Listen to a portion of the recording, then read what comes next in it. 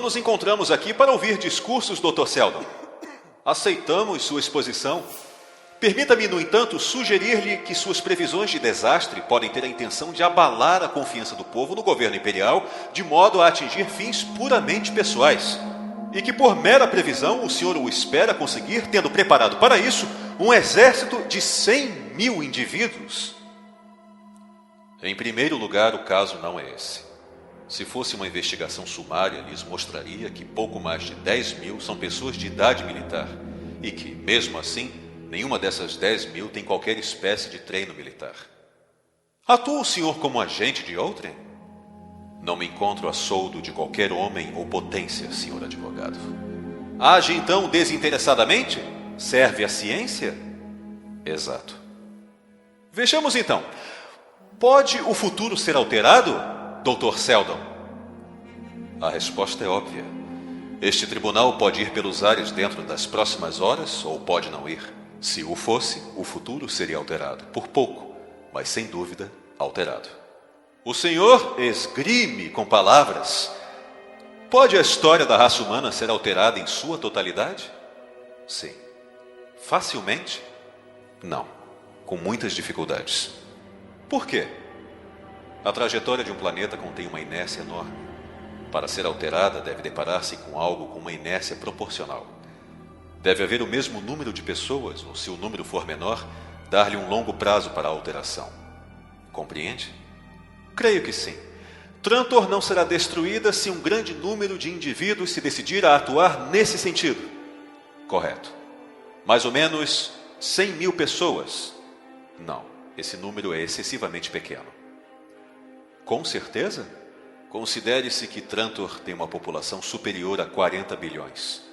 Considere-se, além disso, que o caminho que a levaria à destruição não pertence a Trantor per si, mas ao Império em sua totalidade, e que o Império contém quase 1 quintilhão de seres humanos. Perfeitamente! Então talvez 100.000 pessoas possam alterar essa trajetória, se eles e os seus descendentes trabalharem com essa finalidade nos próximos 500 anos. Temo que não. 500 anos é curto prazo. Nesse caso, Dr. Seldon, podemos tirar a seguinte conclusão partindo de suas afirmações. O senhor reuniu 100.000 pessoas limitadas ao seu projeto, que esses mesmos indivíduos são suficientes para alterar a história de Trantor nos próximos 500 anos. Em outras palavras, não podem evitar a destruição de Trantor, façam o que fizerem. Assim é, infelizmente. Por outro lado, esses 100.000 indivíduos não têm em mente qualquer fim ilegal. Exatamente. Nesse caso, Dr. Seldon, preste atenção, pois queremos uma resposta ponderada. Qual é a finalidade desse grupo? A voz do advogado tornara-se estridente. Preparara sua armadilha com habilidade, encurralando Seldon, cortando astutamente toda e qualquer possibilidade de uma resposta coerente. Ouviu-se um sussurro no seio da Assembleia que chegou mesmo até aos comissários. Estes inclinaram-se uns para os outros num movimento de ouro e escarlate. Só o chefe não se perturbou. Harry Seldon não se moveu. Esperou que a febre se evaporasse. Diminuir os efeitos dessa destruição. Qual é o significado exato de sua resposta, Dr. Seldon? A explicação é banal.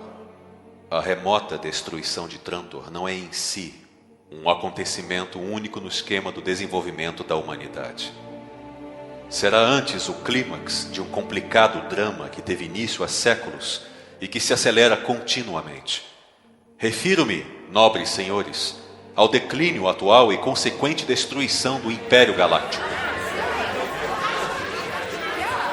O sussurro tornou-se um ruído. O advogado gritava: "O senhor declara abertamente traição!" E foi interrompido pelos gritos de traição que se elevavam em coro das galerias. Lentamente o chefe ergueu o martelo e deixou-o cair uma só vez. O som lembrou um gongo. Quando as vibrações cessaram, cessaram também as vozes coléricas da galeria. O advogado respirou fundo. O senhor compreende, Dr. Seldon, que fala de um império que se mantém há 12.000 anos, através de todas as vicissitudes e que tem atrás dele a devoção e o amor de 1 quintilhão de seres humanos? Estou bastante certo do estado atual do Império e da história que o precede. Com todo o respeito pela assistência, reclamo um conhecimento muito mais vasto dessa história do que qualquer dos presentes. E mesmo assim continua prevendo a ruína. É uma previsão matemática, sem qualquer juízo moral. Pessoalmente, lamento até o que está por vir. Mesmo que se admitisse que o Império fosse uma coisa má, e eu não o admito, o estado de anarquia que se seguiria à sua queda seria 1000 vezes pior. É contra esse estado de anarquia que eu pretendo lutar. A queda do Império é, meus senhores, um movimento contra o qual não será fácil lutar. É ditado por uma burocracia crescente, falta de iniciativa, congelamento de castas, excomunhão de curiosidade, centenas de outros fatores. Tem continuamente progredido de há séculos para cá e apoderou-se demais da massa humana para poder parar. Não é evidente para todos que o Império esteja tão forte como sempre?